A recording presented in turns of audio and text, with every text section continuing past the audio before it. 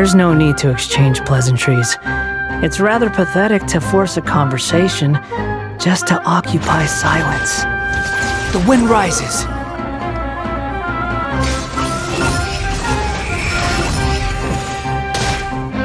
Bow your head!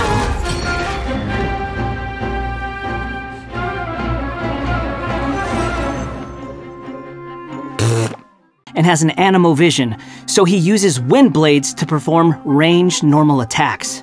Wait a second, wind blades? Not the same as the Traveler's wind blade, though. Okay. So, as everyone probably already noticed, the Wanderer can hover in the air when he casts his elemental skill.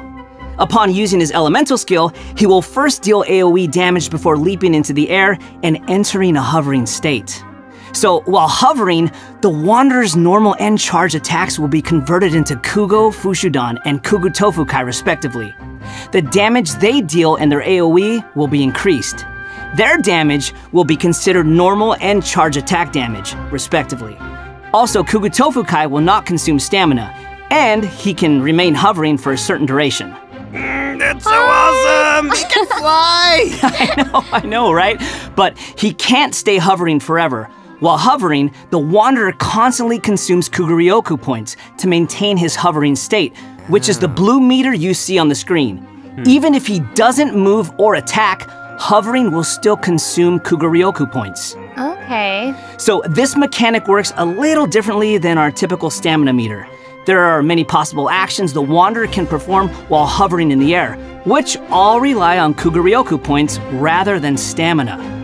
So, for example, sprinting mid-air will consume additional Kuguryoku points to accelerate mid-air, and holding the sprint button will cause persistent point consumption to maintain speed. So, this effect will replace his default sprint. Jumping expends extra Kuguryoku points to increase hovering height. Holding jump will cause persistent Kuguryoku point consumption to keep increasing hovering height. Of course, running out of points will end his hovering state. Oh, okay, so travelers will need to plan their actions while hovering. Exactly. So with his talent, Jade Claim Flower, when casting his elemental skill, if it contacts Hydro, Pyro, Cryo, or Electro, that instance of the skill will receive a corresponding buff effect depending on which element was contacted.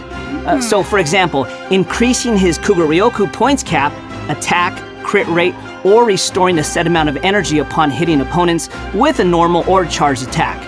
The Wanderer can have up to 2 different kinds of these buffs simultaneously. Ooh. Oh, look, check that out. Part of the halo behind him changes color depending on the buffs you get. So travelers will be able to easily understand what effects the Wanderer currently has. I like that. It's helpful and still looks really cool. Yeah.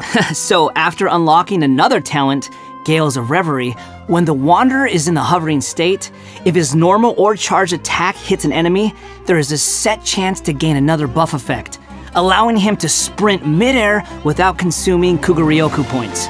Additionally, this buff effect will fire wind arrows to attack the enemy. Ooh. Oh, dope. I'm sure extra buff effects like that will go a long way for players when they're in combat. Yeah, for sure.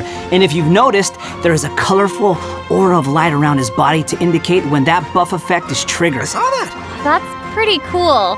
I love all the detail they've put into the Wanderer. All right, this brings us to the Wanderer's Elemental Burst. Sweet. Yay! So, check this out.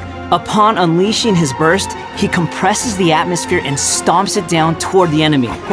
So travelers should note that if the Wanderer is in a hovering state when he unleashes his burst, then the hovering state will end and he will begin descending after the burst is completed. Okay, this stomping animation is a little aggressive. Yeah, but it's cool. I know, and it actually suits his character. Mm-hmm. Yeah, I can't help but agree.